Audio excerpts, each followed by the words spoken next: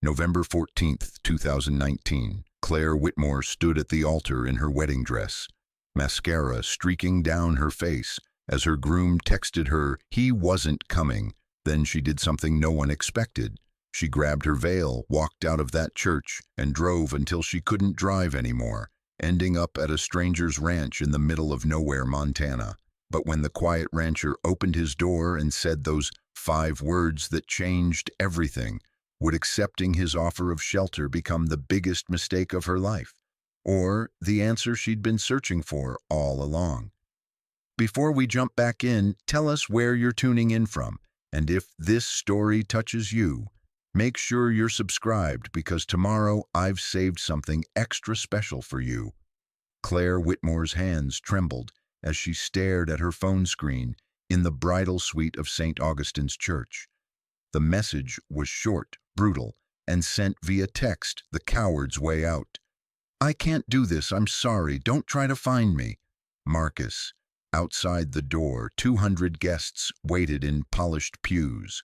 Her bridesmaids laughed in the adjacent room, oblivious. The photographer was setting up shots in the sanctuary.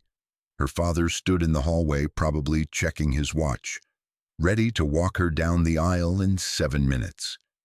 7 minutes until her life was supposed to begin. Claire looked at herself in the full-length mirror. The dress had cost $4,000. Ivory silk with delicate lace sleeves her mother had insisted on.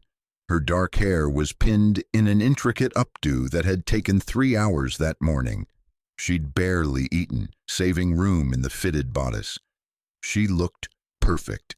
She looked like a fool. Her phone buzzed again. This time it was Marcus's best man, Derek. "Claire, I'm so sorry. He left town this morning, said he needed to figure things out. I tried to stop him." The room tilted. Claire gripped the edge of the vanity, her engagement ring catching the light. 3 carats, princess cut. The ring Marcus had presented with such confidence 8 months ago at that beachside restaurant in Charleston. She'd said yes before he even finished the question. Everyone said they were perfect together. 2 attorneys from good families, both ambitious, both focused on building the right kind of life. The right kind of life. A knock on the door made her jump. "Sweetheart?" Her mother's voice laced with that particular strain of anxiety that had colored every wedding decision. "We're ready for you." Claire's throat closed. She looked at the door, then back at the mirror. She could walk out there and tell them, watch her mother's face crumble, see her father's jaw tighten with that particular rage he reserved for people who disappointed the family, face the whispers, the pity, the endless questions. Or, the window in the bridal suite was old, the kind that pushed open wide enough for a person to fit through. It led to the side alley where vendors made deliveries. Claire had noticed it, during the rehearsal, an odd detail to file away at the time. Not so odd now. "Claire?" Her mother knocked again, harder. Just 1 more minute, Mom. The clasp on my bracelet is stuck." She heard her mother's footsteps retreat. Claire stared at that window. Then she moved. Her hands worked fast, yanking bobby pins from her hair, letting the curls tumble down. She grabbed her purse, thank God she'd brought it, stocked with her wallet, phone charger, and car keys. The veil snagged on the window frame as she climbed through, and for one absurd moment she struggled with it, this ridiculous piece of tool that cost $800. She left it hanging there like a white flag of surrender. The November air hit her face, cold and sharp. Her car was parked in the church lot, a silver sedan that Marcus had always said was too practical, too boring. She'd wanted something sensible. He'd wanted her to get a sports car, something that made a statement. Claire ran in heels and a wedding dress, the silk train dragging through the parking lot.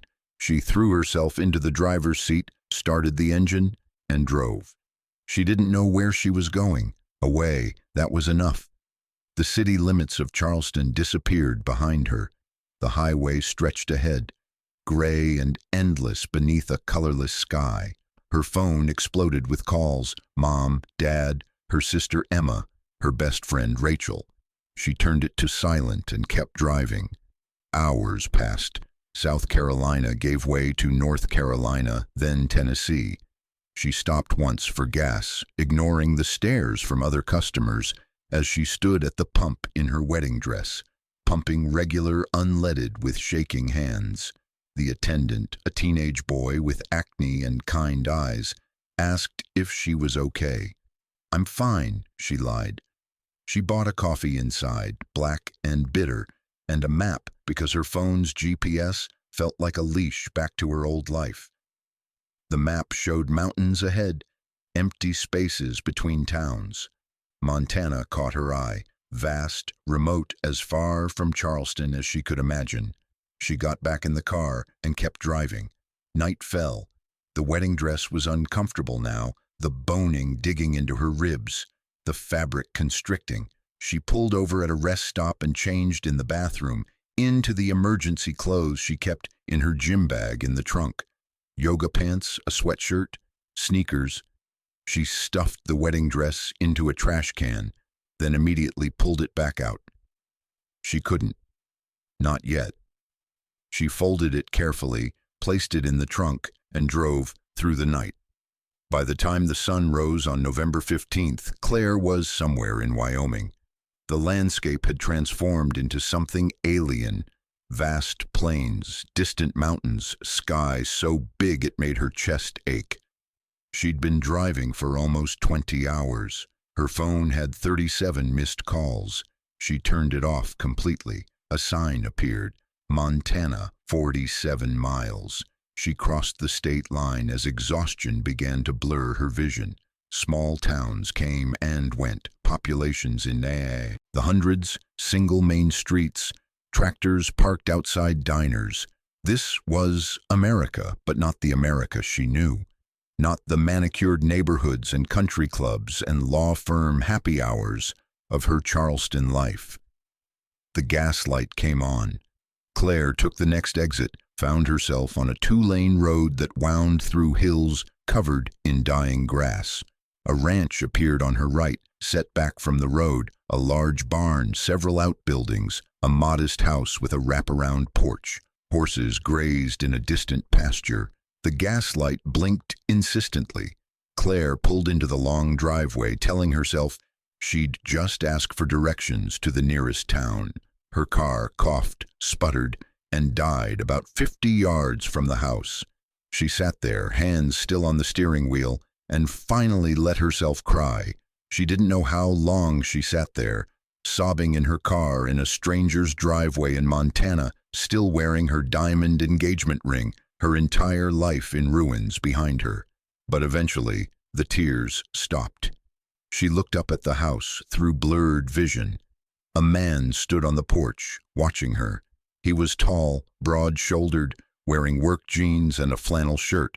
Dark hair, strong jaw, probably in his mid-30s. He didn't approach, didn't call out. He just stood there, patient like he was used to waiting. Claire wiped her face, took a shaky breath, and got out of the car. Her legs nearly buckled, exhaustion and hunger and the weight of the last 24 hours. She steadied herself against the car door. "I'm sorry," she called out, her voice hoarse. "My car died. I just need directions to the nearest gas station." The man descended the porch steps slowly, cautiously, like approaching a spooked animal. As he got closer, she saw his eyes, brown, serious, kind. "Nearest station's 15 miles back the way you came," he said. His voice was deep, quiet, with a slight western drawl. Town of Clearwater. Claire's heart sank. 15 miles. She'd never make it on foot. "I can call you a tow," he continued, studying her face with concern that made her want to cry again. "But it won't come till tomorrow, Saturday afternoon. They're closed early." Tomorrow. Claire swayed slightly. "Ma'am, when's the last time you ate something?" She couldn't remember.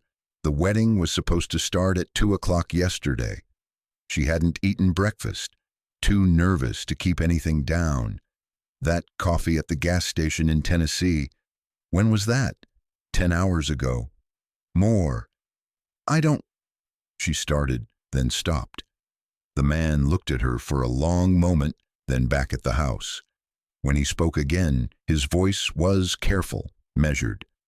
This house has room for you, he said simply.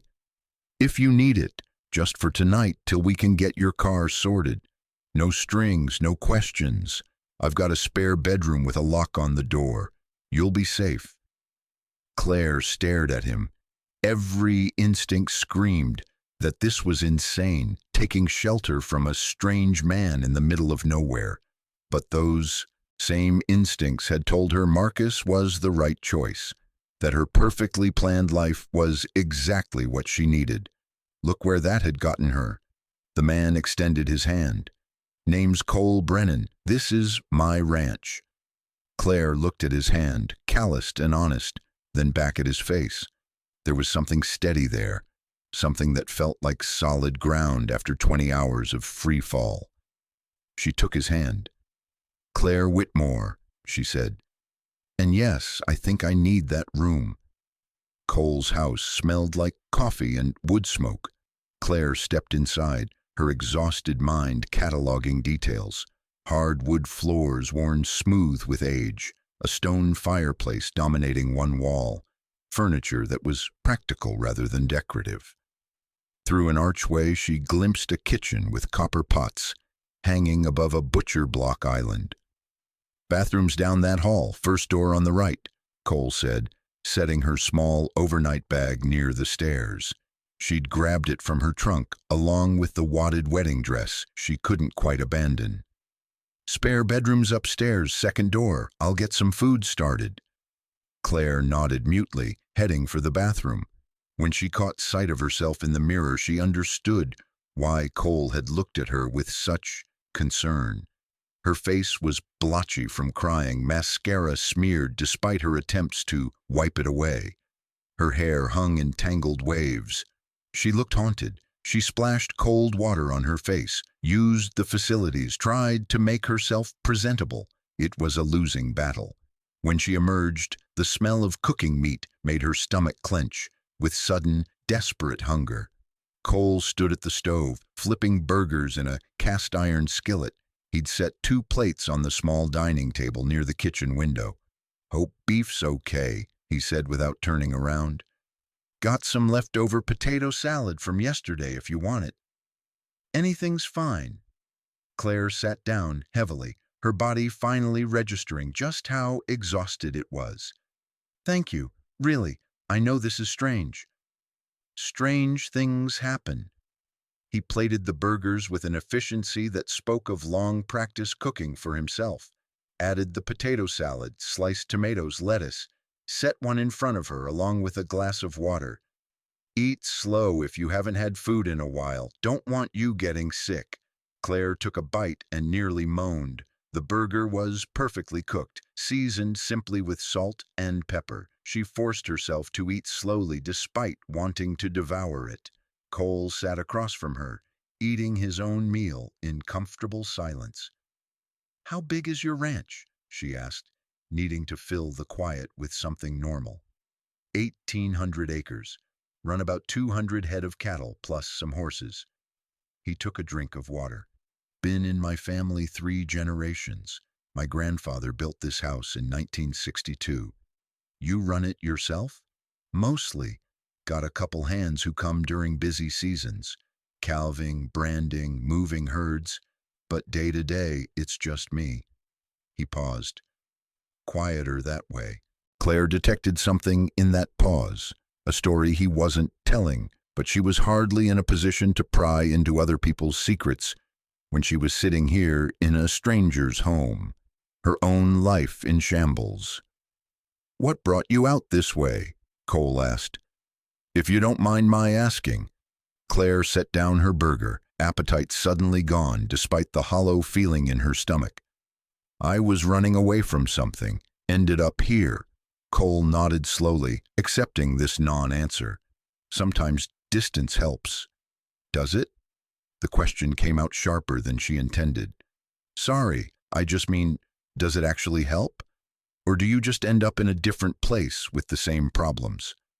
depends on the problem. He finished his burger, pushed his plate aside. If the problem is where you are, distance helps. If the problem is who you are, that's different work. The insight surprised her coming from this quiet rancher. Claire found herself saying, "Yesterday was supposed to be my wedding day." Cole's expression didn't change, but something flickered in his eyes. Understanding, maybe, or recognition of a particular kind of pain. "He didn't show up," she continued, the words spilling out now.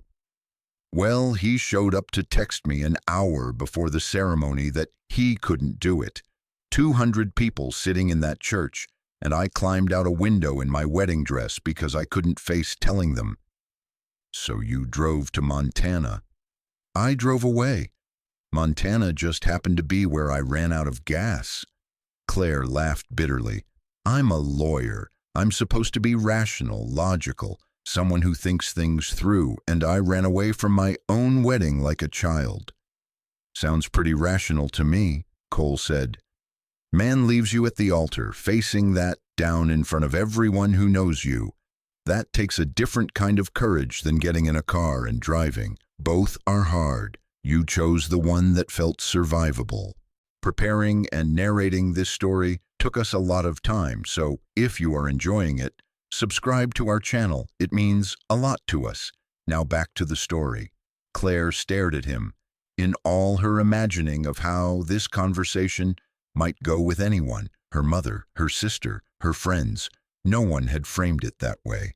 They would have talked about facing reality, about handling things with dignity, about what people would think. "I left my phone off," she said quietly. "I know they're worried. My parents, my sister, but I'm not ready to hear their voices yet. They'll still be there tomorrow." "Will they?" Claire twisted the engagement ring on her finger, a nervous habit she'd developed over the past months. "Will they still want to be there for the daughter who humiliated them, who ruined the wedding they spent $60,000 on?" Cole stood, collecting their plates. "Can't speak for your family, but seems to me if $60,000 matters more than your well-being, that's their failing, not yours." He washed the dishes while Claire sat in stunned silence. She watched him work, methodical, unhurried, completely comfortable in his own space. There was something peaceful about him, a kind of settledness she'd never achieved despite all her planning and ambition. "The spare room's ready whenever you are," Cole said, drying his hands on a towel. "Clean sheets, blankets in the closet if you get cold. Bathroom upstairs has towels and basics if you want to shower. I'm usually up around 5 for chores, but you sleep as long as you need." 5 in the morning. A small smile crossed his face, the first she'd seen. "Cattle don't care about sleeping in, but you're not on ranch time. Rest." Claire stood, suddenly aware of how her entire body ached. "Cole, I don't know how to thank you." "Don't need thanks for doing what's decent." He headed toward the living room, then paused. "Door has a lock, like I said. Use it if it makes you feel better." "And Claire?" He turned to look at her. "Whatever you're running from, it doesn't get to follow you here, not tonight." She nodded, not trusting her voice. The spare bedroom was simple, a double bed with a faded quilt, a dresser, a window overlooking dark fields. Claire locked the door more out of habit than fear, then collapsed onto the bed fully clothed. She should shower. She should charge her phone, maybe turn it on just to let someone know she was alive. Instead, she pulled the quilt over herself and stared at the ceiling. Her wedding dress was in her car trunk, carefully folded. Her engagement ring was still on her finger. Her life in Charleston continued without her. The law firm where she was supposed to make partner next year. The condo she and Marcus were supposed to move into after their honeymoon in Bali.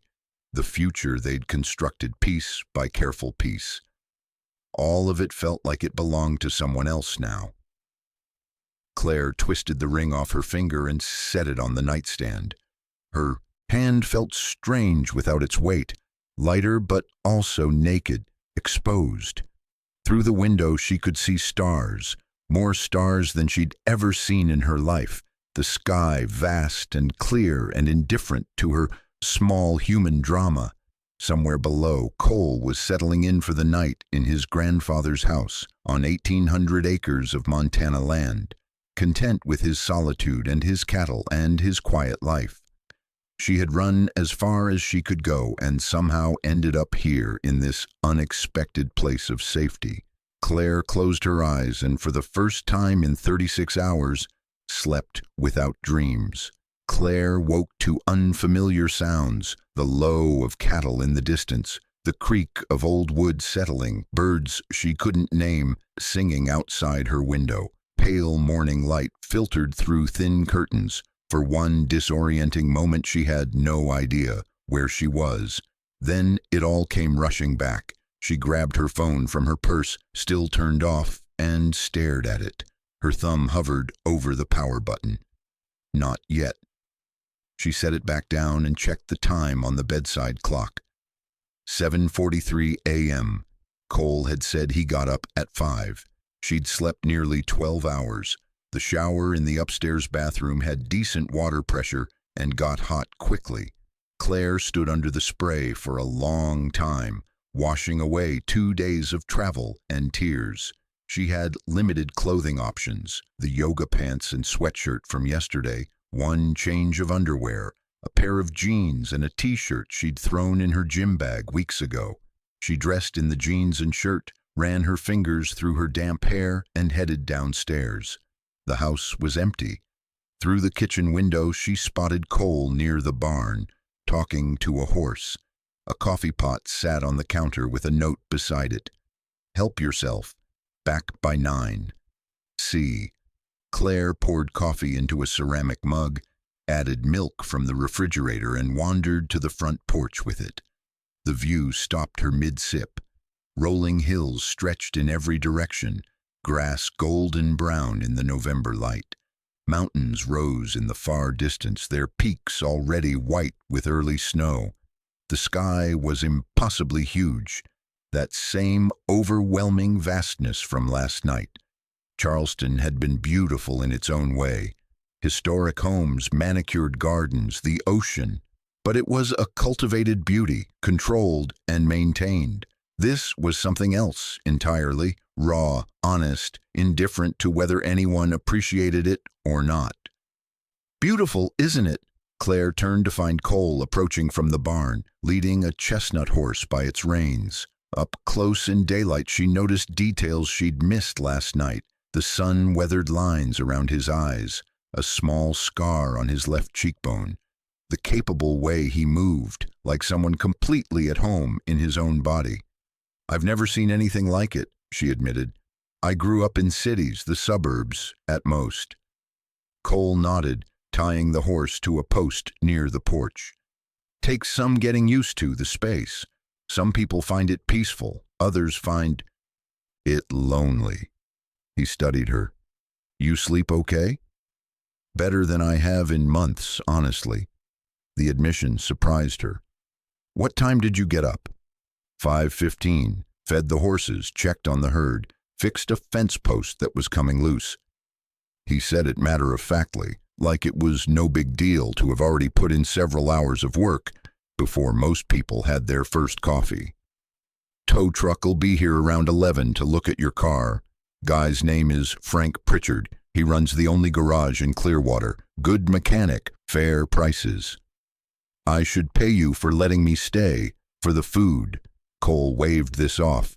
Get your car sorted first. Speaking of which, you're welcome to stay till it's fixed if you need to. Or I can drive you into town. There's a small motel above the diner if you'd prefer that. The offer was genuine, no pressure either way. Claire thought about a motel room, being alone with her thoughts and her turned-off phone and the wreckage of her life.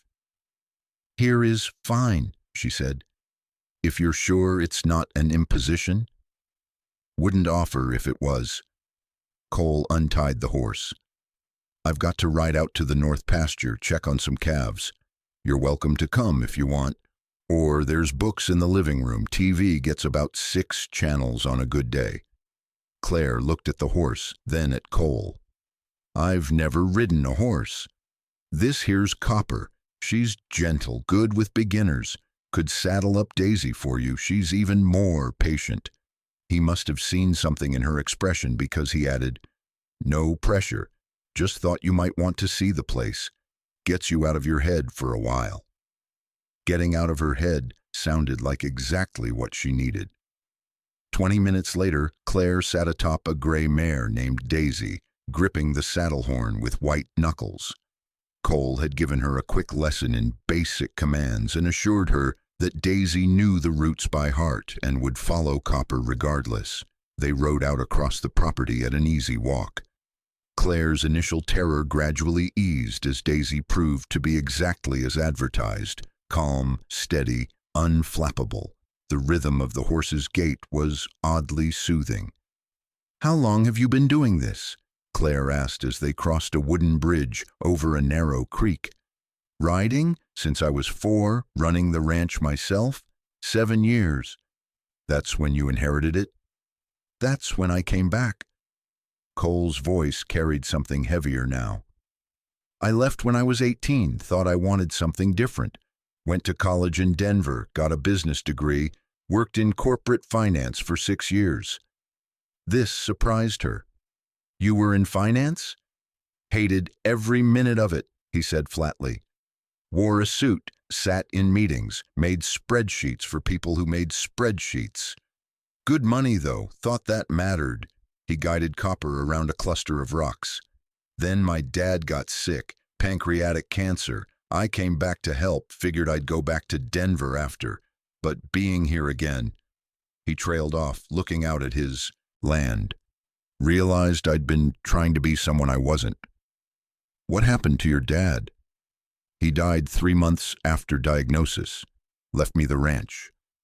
Cole's jaw tightened briefly.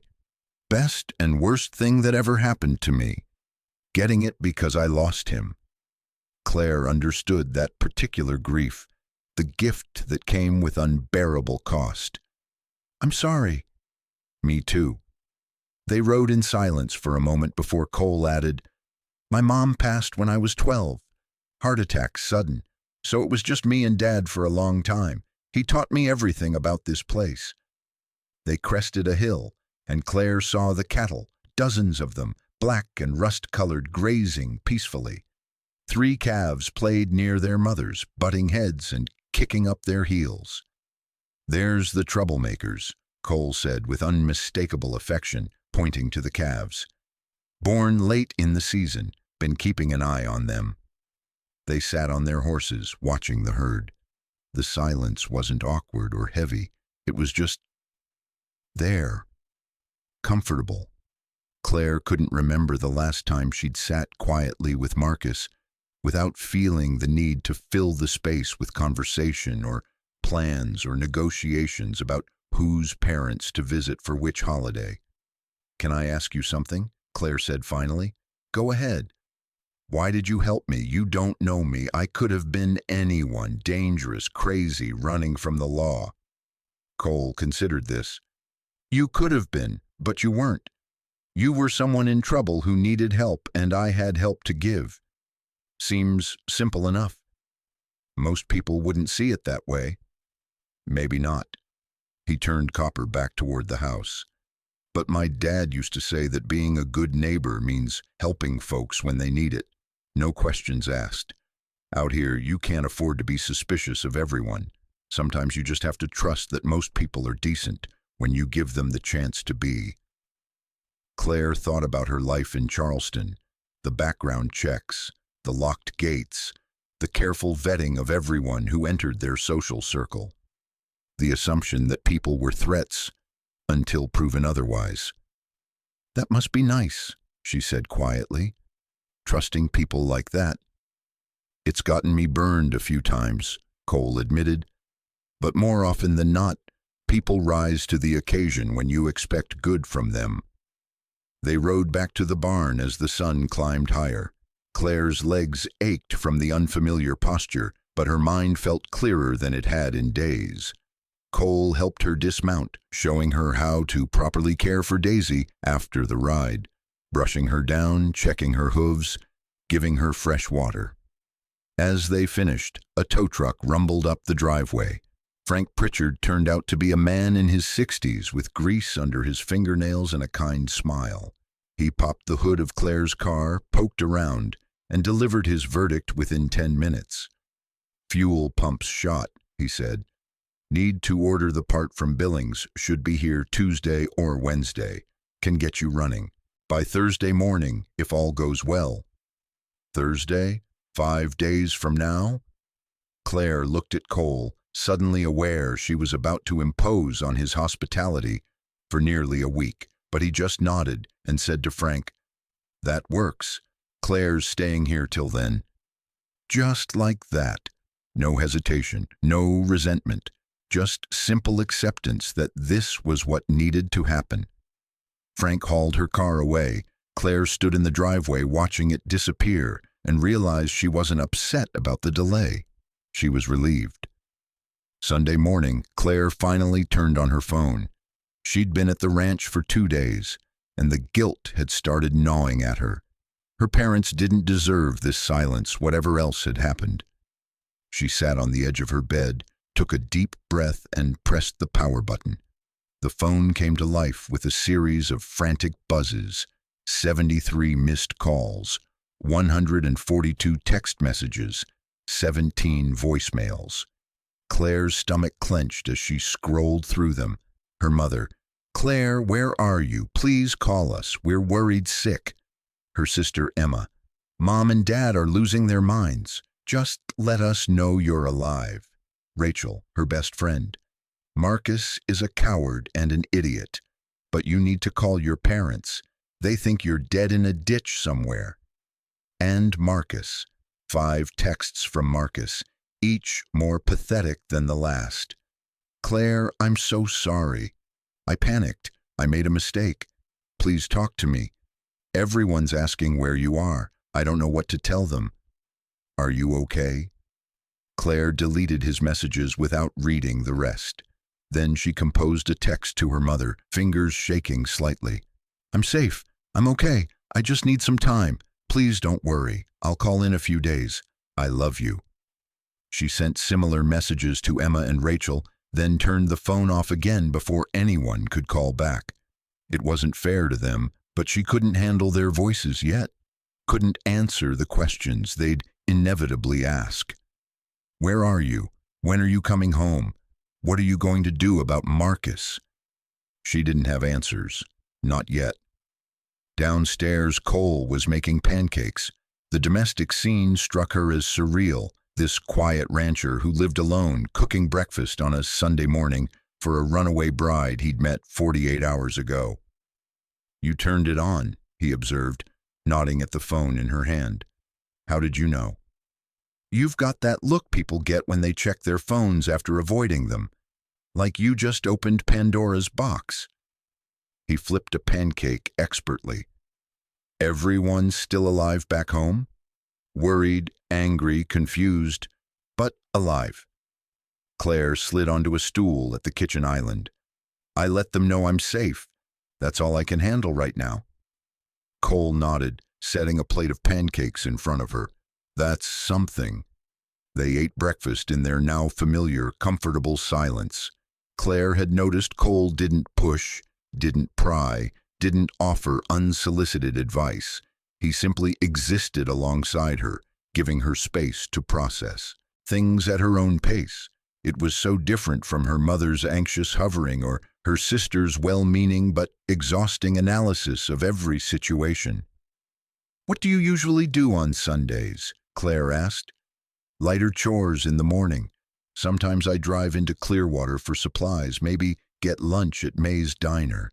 Afternoon, I usually read or catch up on paperwork." He paused. "Today I was thinking about riding out to check the fence line on the east property. Storm last month took down some sections. Want to come?" Claire had discovered she liked riding, despite the soreness in her thighs from yesterday. More than that, she liked being outside, doing something physical that required just enough concentration to quiet her racing thoughts. I'd like that. They spent the morning riding the fence line, Cole pointing out sections that needed repair. He taught her how to spot weak posts, explained the importance of keeping the fencing tight to prevent cattle from wandering onto the highway 3 miles east. At one point, they stopped to fix a section where the wire had come loose. Claire held the post steady while Cole worked the wire cutters and pliers, stretching new wire and securing it. "You're a quick learner," he said as they finished. "I'm good at following instructions." Claire wiped sweat from her forehead despite the November chill. "My whole life has been about following the right instructions. Good grades, right college, prestigious law firm, appropriate marriage to the appropriate person. How'd that work out for you?" She laughed despite herself. "Turns out following instructions doesn't prepare you for when the instruction manual turns out to be wrong." They rode back for lunch, and Claire found herself actually hungry. Not the anxious forget-to-eat pattern she'd fallen into during wedding planning, but genuine appetite from physical work. Cole made sandwiches, and they ate on the porch, watching clouds roll across the vast sky. "Can I ask what happened?" Cole said quietly. "With your fiancé, you don't have to answer." Claire had been waiting for this question, surprised it had taken him this long to ask. She set down her sandwich and considered how to explain Marcus. "We met at a law conference 3 years ago. Both corporate attorneys, both ambitious. He was charming, successful, said all the right things. My parents loved him. He came from the right kind of family, went to Yale Law, made partner at 32. She picked at the crust of her bread. "I think I loved him. Or I loved the life we were building together. It's hard to tell the difference sometimes." "What changed?" "I don't know if anything changed or if I just finally saw what was always there." Claire thought back to the months before the wedding. "He got more controlling as the wedding got closer, wanted me to dress a certain way, criticized my friends, got angry when I worked late because it reflected poorly on him. Little things that I told myself were just stress from wedding planning. But they weren't." "No." Claire's voice hardened. 2 weeks before the wedding, we had a huge fight because I didn't want to quit my job after we got married. He'd been offered a position in New York, wanted me to move with him and take a lesser role at a smaller firm. When I said no, he told me I was being selfish, that a wife should support her husband's career. Cole's jaw tightened almost imperceptibly. "I should have called it off then," Claire continued. "But I'd already sent the invitations, ordered the flowers, bought the dress. My mother kept saying every couple has cold feet. I convinced myself I was being unreasonable." She laughed bitterly. "So when he texted me that he couldn't go through with it, part of me was relieved. Does that make me terrible?" "Makes you honest." Cole looked at her directly. "Sounds like he did you a favor, even if he did it in the worst possible way." "My mother won't see it that way. None of them will. They'll want to know why I didn't try to work it out, why I ran instead of facing things like an adult." Claire felt tears threatening and blinked them back angrily. "I'm 31 years old and I don't know who I am without someone telling me who I should be." "So figure it out." The simplicity of the statement surprised her. Just like that. "Why not? You're here. Your car won't be ready till Thursday. No one's telling you what to do or who to be for the next few days. Seems like a good time to start figuring it out." Claire stared at him. "You make it sound easy." "Didn't say it was easy, said it was simple. There's a difference." Cole stood, collecting their plates. "Come on, want to show you something." He led her to the barn, to a room at the back she hadn't noticed before. Inside was a workshop, tools hung neatly on pegboards, a workbench covered in projects in various stages of completion, wooden boxes, a partially carved chair, what looked like the beginnings of a rocking horse. My dad taught me woodworking when I was a kid, Cole said, running his hand over the workbench. I stopped doing it when I moved to Denver, thought it was too country, too unsophisticated for the person I was trying to be. When I came back, I started again. Helps me think. He pulled out a simple pine box, handed it to her. Made this last winter. Was going to use it for storing nails or something, but never got around to it. You can have it if you want. Claire turned the box over in her hands. It was beautifully crafted, smooth corners, a fitted lid, simple but made with obvious care. Why are you giving this to me? Cole shrugged. Seems like you need somewhere to put the things you're carrying around. The engagement ring on your nightstand, the wedding dress you can't throw away, whatever else you brought with you. Sometimes it helps to have a box for all that, you know? Physical place to put things while you figure out what to do with them. Claire looked at this quiet man who had taken her in without question, who had given her space and time, and now this small, perfect gift. Her throat tightened with emotion she couldn't quite name. Thank you, she managed, for everything, not just the box. You're welcome. Cole turned back to his workbench. There's extra sandpaper and some stain if you want to finish it yourself. Might feel good to make something with your hands. That afternoon, Claire stood at the workbench in Cole's workshop, sanding the pine box he'd given her. The repetitive motion was meditative, each pass of the sandpaper smoothing rough edges, creating something refined from something raw.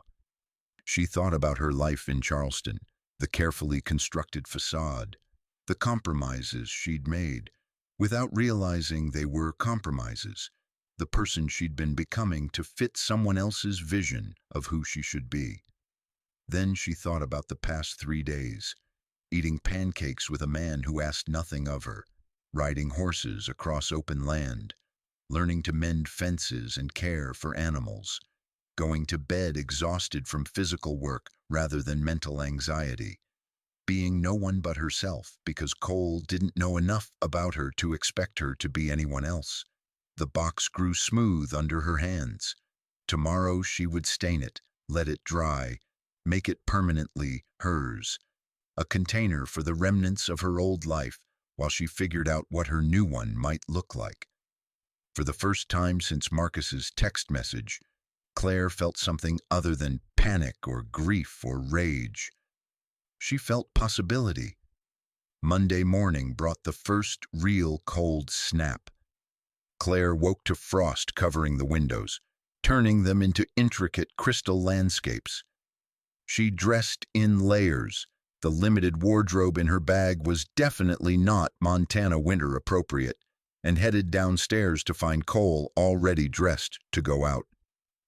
Got about 30 head to move to the lower pasture before the weather turns worse, he said, pouring coffee into a thermos.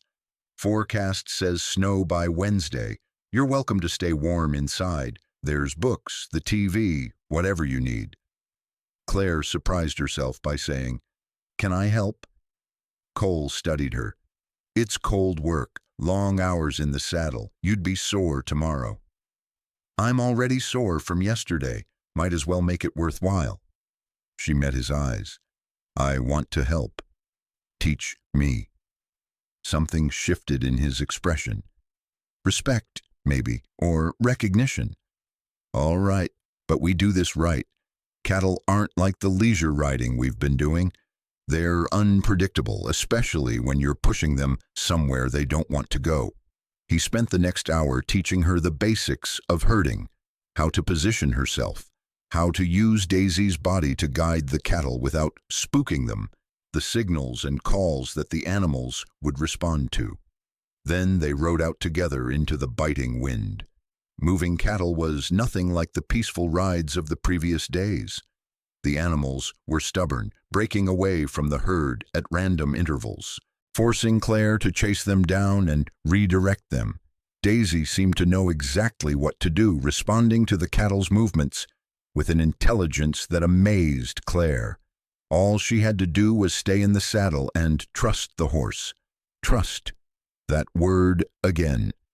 "You're doing good," Cole called out as Claire successfully turned back a rebellious heifer.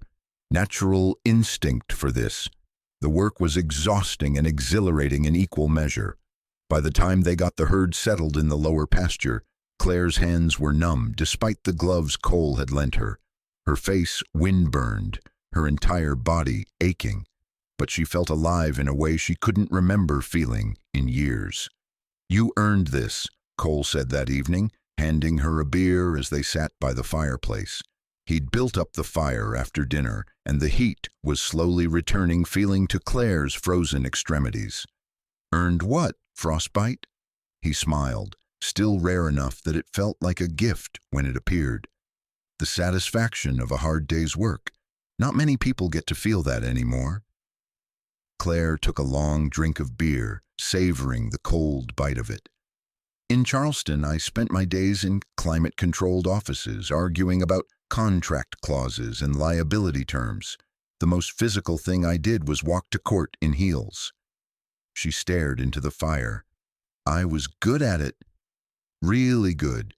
Made junior partner faster than anyone in the firm's history. But I can't remember the last time I felt like I actually accomplished something. Everything was just moving paper around, making rich people richer, protecting corporations from consequences." She shook her head. "Today I helped move 30 cows from one field to another, and I feel more useful than I have in years. That's pathetic, isn't it?" "Not pathetic, honest." Cole stretched his legs out toward the fire. "I felt the same way in Denver. Made good money, impressed all the right people, but every day felt hollow, like I was playing a part in someone else's story." "How did you know this was what you wanted?" Claire gestured around the room, meaning the ranch. "This life. How did you know you weren't just running away from something hard?" "Didn't know for sure until I'd been back about 6 months, Cole admitted. "Thought maybe it was just grief, needing to feel close to my dad. But then one morning I woke up and realized I hadn't thought about Denver in weeks, hadn't missed the money or the status or any of it. I was just content, working with my hands, taking care of the land, being responsible for living things that depended on me. It mattered in a way the spreadsheets never did." Claire watched the flames dance, considering this. "My mother's going to be furious when I tell her I'm not going back to the firm." Cole's head turned sharply. "You've decided that?" Had she? Claire turned the beer bottle in her hands, feeling the condensation slick against her palms. "I don't know what I'm going back to, but I know I can't go back to that version of my life. It was killing me slowly and I didn't even realize it." "What will you do instead?" "I have no idea." The admission should have terrified her. Instead, it felt liberating. "For the first time in my life, I have absolutely no plan, no 5-year strategy, no career trajectory, no carefully mapped path to success." "How's that feel?" Claire laughed. "Terrifying and kind of wonderful." They sat in comfortable silence, the fire crackling between them. Outside, the wind had picked up, howling around the corners of the house. Claire thought about her apartment in Charleston, modern, expensive, decorated by a professional to look like something from a magazine. She'd never felt at home there the way she felt in this old ranch house, with its worn furniture and creaking floors. "Can I ask you something personal?" she said. "Go ahead. Have you ever been married? Or close to it?" Cole's jaw tightened almost imperceptibly. "Once. Her name was Jennifer. We met in Denver, got engaged after a year. She was everything I thought I wanted, ambitious, sophisticated, beautiful. What happened? She came out here to visit after my dad died, took one look at the ranch and said there was no way she was giving up her life in the city to live in the middle of nowhere." He took a drink of his beer. "Gave me an ultimatum, sell the ranch and come back to Denver, or she was done." "And you chose the ranch?" "I chose myself," Cole corrected quietly. She wanted me to be someone I wasn't. And for a while there, in Denver, I was willing to be that person. But once I got back here, I couldn't pretend anymore. So she left, and I let her go. Claire heard the echo of her own story in his. Do you regret it? Not for a second. Hurt like hell at the time, but no, I don't regret it. She would have been miserable here, and I would have been miserable in Denver. Better to face that truth than build a life on a lie. The words hung in the air between them. Claire thought about Marcus, about the life they'd been planning, the life she'd been willing to accept because it looked right on paper, because everyone approved, because she didn't know how to articulate why something that looked so perfect felt so wrong. He did me a favor, she said suddenly. Marcus, when he didn't show up. He gave me an exit. I was too scared to take myself. Maybe. Cole turned to look at her, his eyes reflecting the firelight. Or maybe you would have found the courage eventually. Some people just need a push to remember they're allowed to want something different. Is that what you're doing? Pushing me? No, just giving you space to figure out what you actually want instead of what everyone else wants for you. He stood, collecting their empty bottles. That's harder than it sounds, by the way. Took me years to untangle what I wanted from what I thought I was supposed to want. Claire watched him move around the room, banking the fire for the night. There was something so steady about him, so grounded.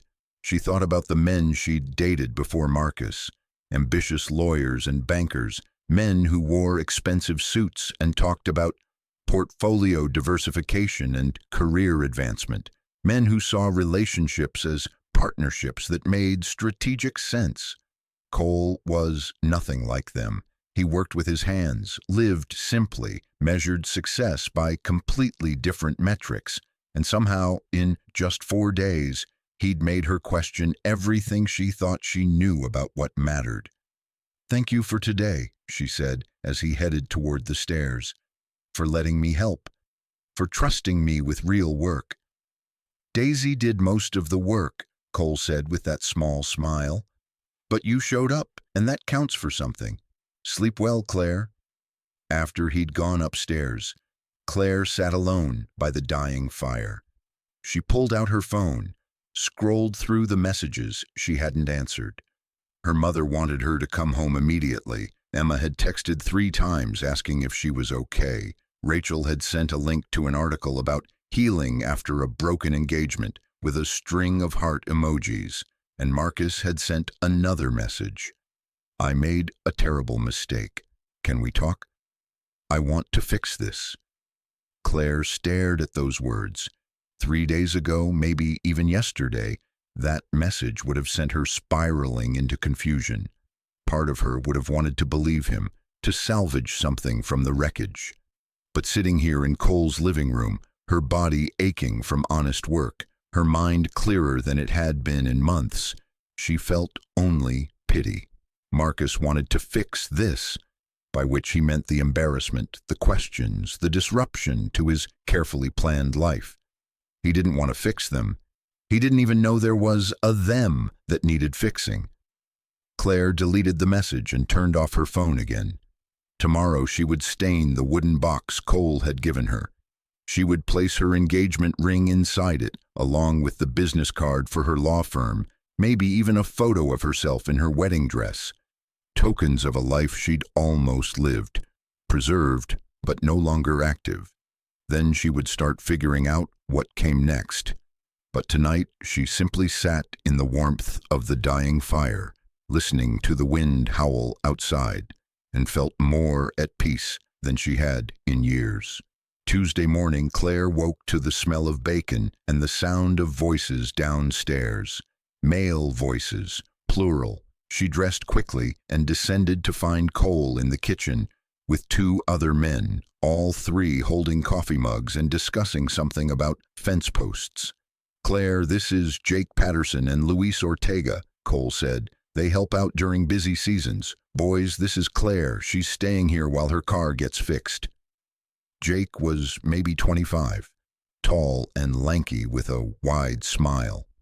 Luis looked to be in his 40s, stocky and weathered with kind eyes. Both nodded politely at her, but she caught the curiosity in their expressions. Cole, living alone, was clearly the norm. Having a woman in the house was newsworthy. "We're doing the winter equipment check today," Cole explained to Claire, "making sure everything's ready before the snow hits for real. You're welcome to join or take the day to yourself." Claire had learned enough about ranch life to know that equipment check meant hours of hard, cold work, but the alternative was sitting alone in the house, overthinking her life. "I'll help if you'll teach me what to do." Luis grinned. "She's tougher than you, Cole, already volunteering for the boring work." The morning was spent in the equipment barn, going through machinery Claire had no names for. Cole and his crew checked oil levels, tested hydraulics, replaced worn parts, and explained each step as they worked. Claire mostly handed them tools and tried to remember the difference between a socket wrench and a torque wrench, but she appreciated being included. "So how long you known Cole?" Jake asked during a break, his tone casual but obviously fishing for information. "About 4 days," Claire said honestly. Jake's eyebrows shot up. Luis chuckled into his coffee. "Cole doesn't usually take in strays," Luis said, not unkindly. "Must have a good reason to trust you." "Or I'm a very convincing serial killer," Claire deadpanned. Luis laughed outright at that. "I like her. She's got humor. Cole needs more of that around here." They worked through lunch, eating sandwiches Luis had brought from home. His wife Maria's cooking, which he claimed was the best in 3 counties. By mid-afternoon, the equipment was checked, serviced, and ready for winter. The men gathered their tools while discussing the weather forecast. "Snow's coming in tonight now," Jake said, checking his phone. "Front moved faster than they thought. Could be a big one." Cole frowned, looking at the darkening sky. "Better get home before it hits. Thanks for the help today." After Jake and Luis left, Cole turned to Claire with a concerned expression. "Frank called while we were working. Your car part got delayed. Won't be here till Friday at the earliest, maybe Saturday. With this storm coming, might be Monday before he can get to it." Claire processed this. Another week. Maybe more.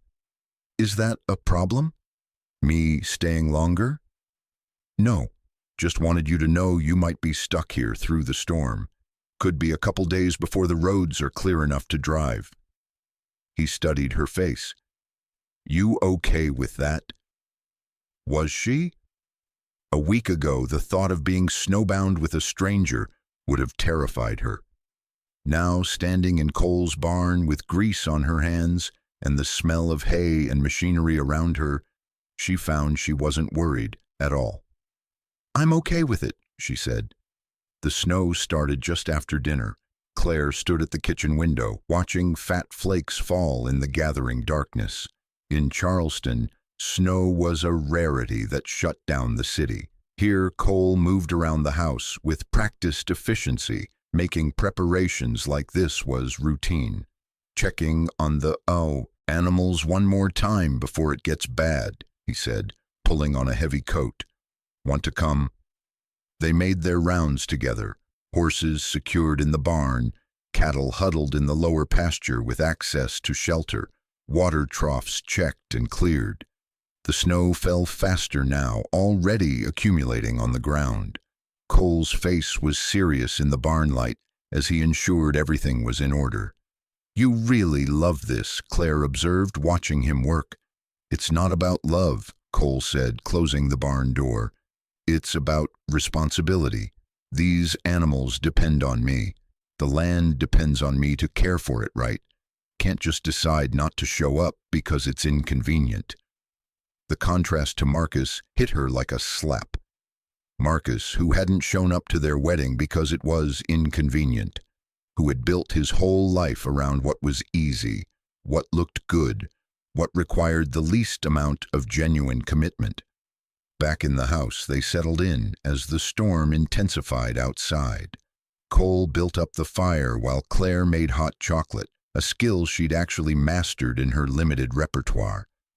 They sat in the living room, the house creaking against the wind, snow piling up against the windows. "Tell me about your family," Cole said. "You've mentioned them, but not much detail." Claire wrapped her hands around the warm mug. "My dad's a surgeon, cardiothoracic. My mom was a nurse before she married him, then became a full-time wife and mother. They're good people, but they have very specific ideas about what success looks like. Medical school or law school, marry well, live in the right neighborhood." "And you followed the script." "Top of my class at Duke Law, job at the most prestigious firm in Charleston. Marcus came from exactly the right kind of family, old money, good breeding, all the proper credentials." She laughed without humor. "I was so proud of myself for checking all the boxes. Didn't realize I was building a prison." "What about your sister?" "Emma's a pediatrician, married to another doctor, 2 perfect kids. She did everything right and actually seems happy doing it, which makes it worse somehow. Like maybe something's just wrong with me that I couldn't be satisfied with the life I was supposed to want." Cole shook his head. "Nothing wrong with you, just different than your sister. People aren't one size fits all, no matter what families want to believe." "Did your family have expectations?" "My dad just wanted me to be happy. When I left for Denver, he told me to go, see the world, figure out what I wanted. He never said, 'I told you so,' when I came back." Cole's voice softened. "He just put me to work and let me find my way back to who I was." "I wish my parents were like that." "They might surprise you. Give them a chance to know who you actually are instead of who you think they want you to be."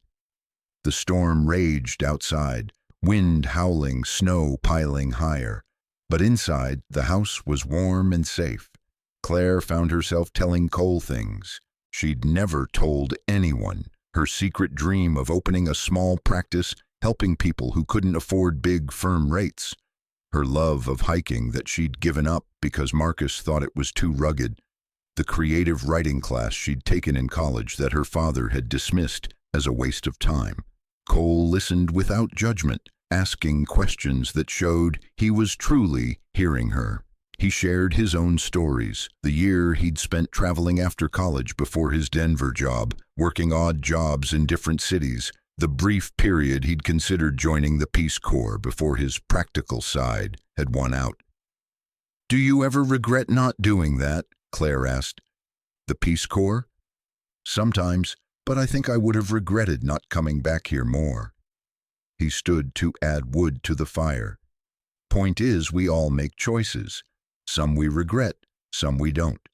The trick is not to get so paralyzed by the fear of making the wrong choice that you don't make any choice at all."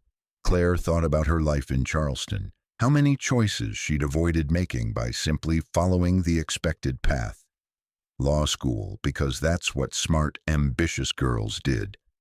Marcus, because he fit the profile of who she should marry. The wedding she'd planned to someone else's specifications because standing up for what she wanted seemed too difficult.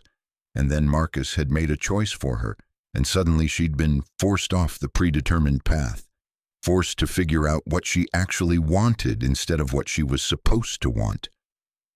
"I think I need to start over," she said quietly. "Not just with Marcus, but everything. The job, the city, the life I built. It doesn't fit anymore. Maybe it never did." "That's brave," Cole said. "It's terrifying." "Those aren't mutually exclusive." He sat back down, closer to her this time.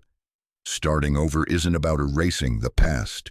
It's about taking what you learned and building something new, something that's actually yours." The firelight played across his face, highlighting the strong lines of his jaw, the serious set of his eyes. Claire realized they were sitting very close, close enough that she could see the flecks of gold in his brown eyes, close enough to feel the warmth radiating from him. "Cole," she started, not sure what she was going to say. "I know," he said softly, "but you're still figuring things out, and you've been here less than a week. Whatever you're feeling or think you're feeling, it might just be gratitude or relief or the strangeness of the situation." He was right, and she knew it, but that didn't change the way her heart had started racing, or the pull she felt toward this quiet man who had given her shelter and space and something she'd been missing without knowing it. "You're right," she said, pulling back slightly. "I'm sorry." "Don't be sorry, just be sure. About anything. Everything." He stood, creating distance between them. "Storm's getting worse. Should probably get some sleep. Might lose power if this keeps up." Claire nodded, standing as well. "Thank you for today, for letting Jake and Luis teach me, for checking on the animals with me, for listening." "Any time." She headed upstairs but paused at the landing. Cole stood by the fire, staring into the flames, his hands shoved in his pockets. He looked alone in a way that made her chest ache. In her room, Claire pulled out the wooden box, now stained and dried to a rich honey color. She opened it and placed her engagement ring inside, along with the business card from her law firm that she'd been carrying in her wallet. Tomorrow she would call her mother. Really talk to her, not just text. Start the difficult conversation about what came next. But tonight she lay in bed, listening to the storm rage outside, thinking about brown eyes and capable hands and a life she'd never imagined wanting until she'd seen it lived right in front of her. And for the first time, the thought of her uncertain future didn't fill her with panic. It filled her with hope. Wednesday morning, Claire woke to silence. Not the absence of sound, but a different quality of quiet, the muffled hush that comes with heavy snow. She went to the window and gasped. The world had transformed overnight. Snow covered everything in a blanket of white, at least 2 feet deep. The driveway was invisible, the fences barely visible as dark lines against the endless white. The sky had cleared to a brilliant blue, and the sun on snow was almost blinding. Downstairs, Cole already had coffee made and was pulling on layers of winter gear. "Morning, power's still on, but we need to check on the herd. Some of the younger cattle don't handle deep cold well." "I'm coming with you," Claire said before he could suggest otherwise. They bundled up. Cole found her extra thermal layers, thicker gloves, a hat that pulled down over her ears. Then they trudged out into the snow, which came up past Claire's knees in places. The cold was sharp and clean, burning her lungs with each breath. The cattle had clustered in the shelter of the barn, their breath creating clouds of steam in the frigid air. Cole moved among them with practiced efficiency, checking each animal, looking for signs of distress or frostbite. Claire helped where she could, learning to spot the warning signs he pointed out. "This one's struggling," Cole said, kneeling beside a young heifer. "Breathing's labored, might be pneumonia setting in." He worked quickly, administering medication, getting the animal into the barn proper where it was warmer. Claire watched his hands, steady, gentle, competent. The care he showed for this animal moved something in her chest. "Will she be okay?" Claire asked. "If we caught it early enough. Next 24 hours will tell." He brushed snow from his jacket. "This is the part they don't show in the pretty pictures of ranch life. Sometimes you do everything right and still lose animals. Nature doesn't care about your effort." They finished checking the herd and headed back to the house. Claire's hands and feet were numb despite the layers, but she felt more alive than she had in her climate-controlled Charleston office building. Inside, Cole made them breakfast while Claire thawed by the fire. Her phone sat on the coffee table where she'd left it last night. She'd promised herself she would call her mother today. No more hiding. After breakfast, Claire picked up the phone with shaking hands. Cole gave her privacy, heading to his office to catch up on paperwork. She dialed her mother's number. Patricia Whitmore answered on the first ring. "Claire, "Oh my God, Claire, is that really you?" "Hi, Mom." Claire's voice cracked. "I'm sorry I've been—" "Sorry? You've been gone for almost a week with barely any communication. We've been out of our minds. Your father wanted to hire a private investigator. Emma's been calling hospitals. And Marcus—" "Mom, stop." Claire took a deep breath. "I need you to listen. Really listen. Can you do that?" A long pause. "I'm listening." And so Claire talked. She told her mother about Marcus's text message, about climbing out the church window, about driving for 20 hours straight until her car died at a ranch in Montana. She told her about Cole, about learning to ride horses and herd cattle and work with her hands, about the clarity she'd found in the middle of nowhere, away from everyone's expectations. Her mother was silent through most of it, only occasionally making small sounds of distress or disbelief. "Mom, I'm not coming back to the firm," Claire said finally. "I'm not going back to that life. I don't know what I'm going to do instead, but I know I can't keep living according to everyone else's plans for me." "Claire, you're not thinking clearly," her mother said, her voice tight. "You've been through a trauma. You're in shock. You can't make life-altering decisions when you're in this state." "I'm thinking more clearly than I have in years," Claire countered. "Marcus doing what he did. It was the wake-up call I needed. I was miserable, Mom. I was becoming someone I didn't recognize, and I was going to marry him anyway because it looked right on paper. But your career, everything you've worked for, I worked for it because it's what you and Dad wanted, what everyone expected." Claire's voice strengthened. "When's the last time anyone asked me what I wanted? When's the last time I even asked myself?" Another long silence. Then, more quietly, "Are you safe? This man you're staying with, his name is Cole. And yes, I'm safe. He's been nothing but kind and respectful. He gave me space when I needed it, and he's helped me see things clearly for the first time in my life." "When are you coming home?" Claire looked around the ranch house, the worn furniture, the stone fireplace, the windows showing endless white landscape. "I don't know. My car won't be fixed until early next week. After that, I need to figure some things out." "Your father is going to be very disappointed." "I know." And she did know, could picture his face, the tight line of his mouth that meant he was displeased. "But I can't keep living my life to avoid disappointing him, or you, or anyone else." They talked for another 20 minutes, her mother alternating between concern and frustration. But by the end, there was something else in her voice. Not quite acceptance, but maybe the beginning of understanding.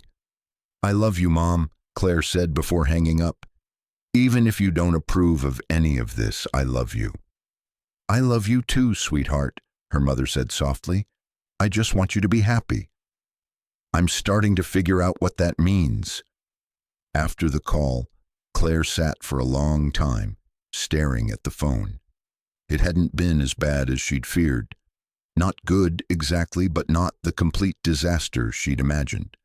Her mother would tell her father, and there would be more difficult conversations ahead. But she'd taken the first step.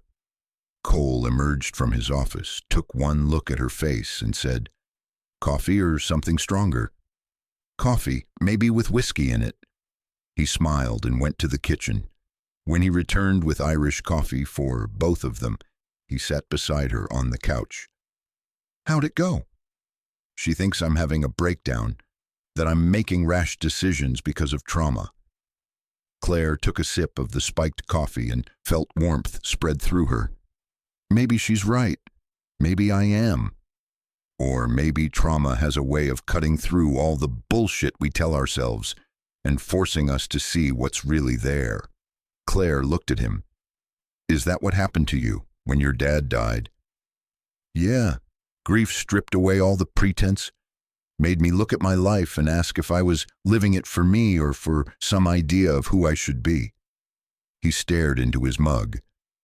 "Turned out I'd been lying to myself for years. Once I stopped, there was no going back." "Do you ever wonder what would have happened if you'd stayed in Denver? Married Jennifer? Kept climbing the corporate ladder? Sure, but wondering doesn't change anything. I made my choice, and I've got to live with it. He looked at her. You'll make yours, and you'll live with it too. Just make sure it's actually your choice this time.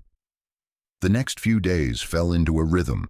Each morning they checked on the animals, with special attention to the young heifer who was slowly recovering. Claire learned more about ranch management, feed ratios, health monitoring, the endless small tasks that kept everything running.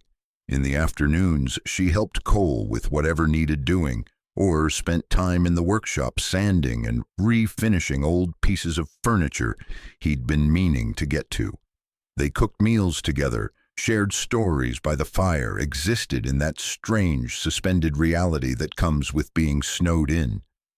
The rest of the world felt very far away. On Friday, Claire's phone rang. It was Emma.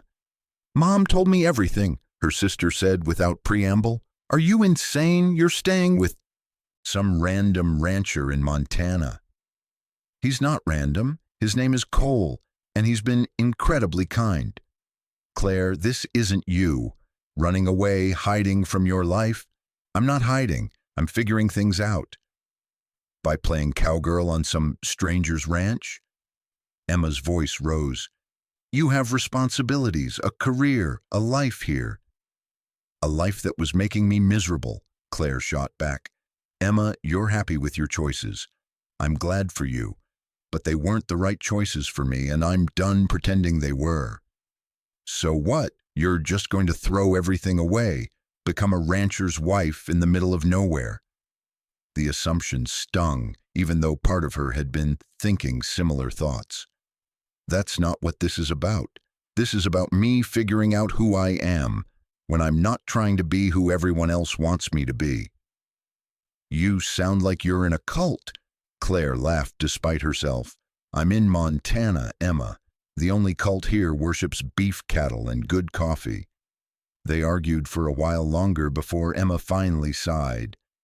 "Fine, do whatever you're going to do. But Claire, be careful. Don't throw away your whole life for some temporary clarity you found while running away from your problems." After she hung up, Claire sat with her sister's words. Was that what she was doing? Running away? She didn't think so. This felt less like running from something and more like running toward something. But Emma's concern was valid. She'd known Cole for barely a week. The feelings developing between them, and they were developing, she couldn't deny that, might be nothing more than proximity and emotional vulnerability. That evening Frank called. "Got your car all fixed up, running like new. Can bring it by Monday morning when the roads are clear."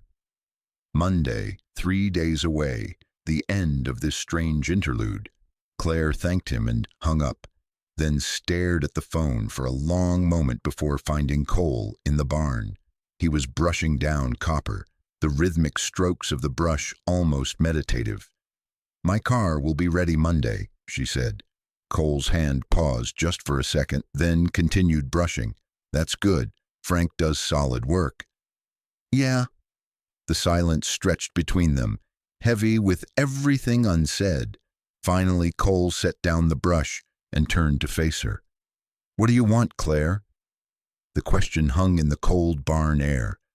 What did she want? A week ago she couldn't have answered, but now. "I want to stop living someone else's life," she said slowly. "I want to wake up and not feel like I'm suffocating under the weight of expectations. I want work that matters, relationships that are real, a life that's mine." "That's a start." Cole moved closer.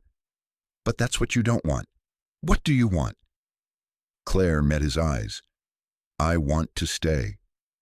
There it was, the truth she'd been dancing around for days. Cole's expression didn't change, but something flickered in his eyes. Hope, maybe, or fear. "For how long?" "I don't know. Longer than Monday. Long enough to figure out if what I'm feeling is real or just..." She gestured helplessly. "Gratitude, relief, some kind of trauma response." And if it's real, then I figure out what comes next. Maybe I find work in Clearwater. Maybe I learn to run a ranch. Maybe I do something completely different that I haven't even thought of yet. She took a breath. But I want the chance to find out. With you. If you want that too. Cole was quiet for a long moment, studying her face. I'm not going to be your rebound, Claire.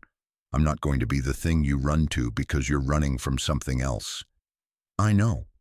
And I'm not going anywhere. Not Denver, not anywhere. This ranch is my life. If you stay, you need to understand that. I do understand. Do you? He stepped closer, close enough that she could see the concern in his eyes. Because right now this seems like an adventure, something different and exciting. But winter here is long and hard and isolating. The nearest decent shopping is 2 hours away. There's no theater, no fancy restaurants, no corporate ladder to climb. It's early mornings and hard work and dealing with death and difficulty and all the unglamorous parts people don't see. I know it's not a fairy tale, Claire said. I've been here a week. I've seen some of what it takes. And Cole, I want it. Not because it's easy or glamorous, but because when I'm here, working beside you, I feel like myself for the first time in my adult life. 1 week isn't enough time to know that. You're right. So give me more time. Let me stay through the winter. I'll find my own place in town, get a job, build my own life here. We can take things slow, figure out if there's really something between us or if it's just the circumstances. She reached for his hand. I'm not asking you to save me or fix me or give me a life. I'm asking you to let me build one here where I can breathe. Cole's hand closed around hers, warm and calloused. And if you change your mind, if you wake up in February and realize you hate the isolation and the cold and the lack of whatever it is you had in Charleston, then I'll be honest about it. I won't stay out of obligation or guilt. Claire squeezed his hand. But I don't think that's going to happen. I think I've finally found where I'm supposed to be. He pulled her closer, his free hand coming up to cup her face. You're sure about this? Because once I kiss you, once we start down this road, I'm all in. I don't do casual, I don't do temporary. Claire's heart raced. I'm sure. Cole kissed her then, slow and gentle and full of promise. It felt nothing like kissing Marcus. There was no performance, no calculation, just honest emotion. When they pulled apart, Claire was breathless. So you'll stay? He asked quietly. I'll stay. That weekend, Claire made plans. She called a lawyer friend from law school who practiced in Montana and asked about the state bar exam. She researched housing in Clearwater and found a small apartment above the feed store. She drafted an email to her law firm explaining that she wouldn't be returning, effective immediately. On Sunday, she and Cole drove into town, the roads finally clear enough so she could meet May from the diner, Frank from the garage, and a few other locals. Small-town curiosity was evident in every introduction, but so was a tentative welcome. These people looked after their own, and Cole vouching for her meant something. Monday morning, Frank delivered her car, now running perfectly. Claire paid him and thanked him, then stood looking at her vehicle with its South Carolina plates, its trunk still holding her wadded wedding dress. You can still leave, Cole said quietly behind her. No shame in it if you change your mind. Claire turned to face him. I'm not leaving, but I do need to drive back to Charleston one more time. Pack up my things, resign in person, talk to my parents face to face. I owe them that much. How long will you be gone? A week, maybe 2. Just long enough to close that chapter properly. She stepped into his arms. Then I'm coming back. To Clearwater, to Montana, to you, if you'll wait for me. I've got nowhere else to be, Cole said, and kissed her again. 3 weeks later, Claire drove back up the long driveway to Cole's ranch. Her car was packed with her belongings, clothes, books, her laptop, the few possessions that actually mattered to her. She'd quit her job, subleased her apartment, and had a long, difficult conversation with her parents that had ended better than she'd expected. Her father was disappointed but resigned. Her mother had cried but ultimately admitted that she'd seen Claire's unhappiness, even if she hadn't wanted to acknowledge it. Marcus had tried to see her, but she'd declined. There was nothing left to say to him. The man who'd abandoned her at the altar had inadvertently given her the greatest gift, freedom to choose her own path. Cole was on the porch when she pulled up, exactly where he'd been standing that first day. But this time, when she got out of the car, she wasn't a desperate runaway. She was a woman who had chosen to be here. "Welcome home," Cole said. Home. Not her parents' house in Charleston, not the apartment she'd shared with Marcus's ghost. This place, this vast Montana landscape, this quiet man who'd given her space to find herself. "It's good to be back," Claire said, and meant it completely. That evening they sat on the porch, wrapped in blankets, watching the sun set over the mountains. Claire had started studying for the Montana bar exam. She'd met with a small firm in Clearwater that needed help with estate planning and agricultural law. Nothing glamorous, but meaningful work helping real people with real problems. Her mother called once a week. Emma was slowly coming around. Rachel had visited for a weekend and admitted grudgingly that Claire seemed happier than she'd ever seen her. And Cole was patient and steady and everything she'd never known she needed. They were taking things slow, building something real instead of rushing into promises they weren't ready to keep. "What are you thinking about?" Cole asked, pulling her closer. Claire looked out at the darkening sky, at the first stars appearing. "I'm thinking about how I drove up this driveway 2 months ago in a wedding dress, convinced my life was over, and how wrong I was." "It wasn't over, just starting." "Just starting," Claire agreed. She thought about the woman she'd been, the ambitious lawyer who measured success by salary and status, who'd been willing to marry a man she didn't truly love because he checked the right boxes. That woman felt like a stranger now.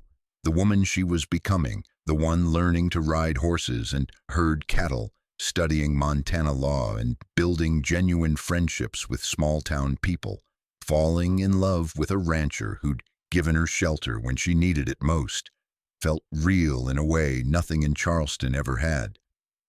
"Thank you," she said quietly, "for everything, for taking me in that first day, for giving me space, for helping me find myself." Cole shook his head. "You did the hard work. I just gave you a place to do it. You gave me more than that. You showed me what it looks like to live authentically, to choose a life that matters instead of a life that looks good." "So what now?" Cole asked.